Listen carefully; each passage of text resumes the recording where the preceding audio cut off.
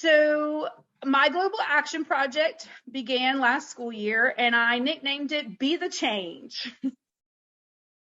This is the fellowship that I worked with CJ and Ashley on last summer.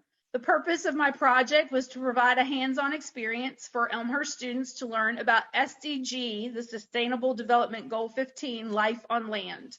They were going to create pollinator gardens and understand the importance of pollinators. So here's a little more information with a link about the Sustainable Development Goals. So we want to protect, restore, and promote sustainable use of terrestrial ecosystems. My intended outcomes were that students would be able to name several pollinators, explain what a pollinator is, explain the importance of pollinators for our environment and humans, explain what seeds and plants need to grow, and experience connections between gardening and reading, writing, math, and science.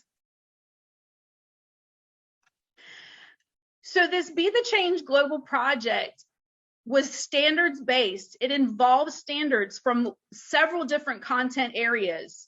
It also was hands-on learning that took place in the garden, and we took action and planted pollinator gardens at our school. CJ, if you'll click, thank you. Here are some of the pictures of our academic standards being taught. We've got in the two pictures on the right, this is a project that 3rd, 4th, and 5th graders did to understand what pollinating was. And if you look closely, you'll notice there's a sticky label in the middle of that flower.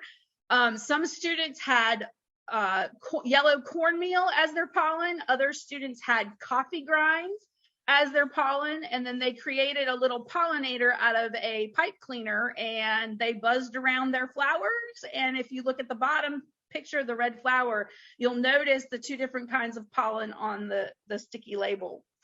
Our kindergartners, 1st and 2nd graders, were involved in showing the different parts of a plant as well as the different parts of a flower.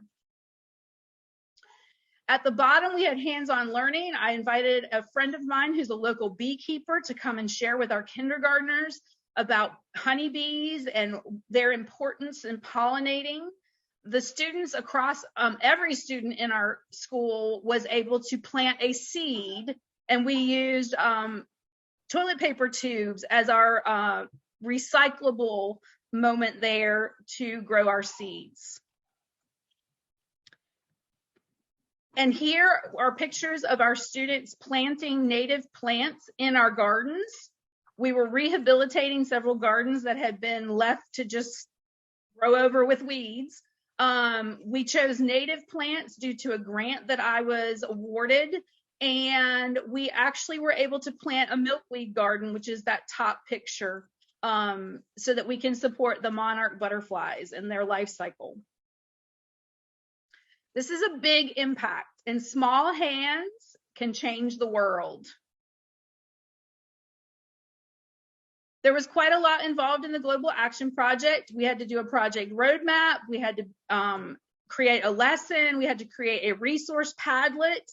And then as school began, my principal came to me and said, I know you planned this Global Action Project for kindergarten, but she said, our 3rd, 4th, and 5th grade students don't have a 5th encore right now. Do you think you could create some lessons for them, like STEAM lessons that they could be a part of this Global Action Project? So I created STEAM lessons for our 3rd, 4th, and 5th graders as well. So the entire school was able to learn and be a part of this Global Action Project. I wrote 2 grants to help fund this project. The first grant was a local grant from our educational foundation. It provided us garden gloves, hand tools, butterfly and bee laminated brochures, rain gauges, a weather meter, paper drinking straws, bamboo pieces so that pollinators and insects have a place to overwinter. bags to keep all these things in, and 3-ring binders, because I found social emotional learning activities that were free on the internet and collected those so the teachers would have those, and how gardening and nature can impact social emotional learning. I also found a grant from Wild Ones, the Lori Otto Seeds for Education program. I was awarded a $500 grant to purchase various native plants in pots that were ready for planting. So hopefully next year we'll have lots of blooms and lots of pollinators around our school.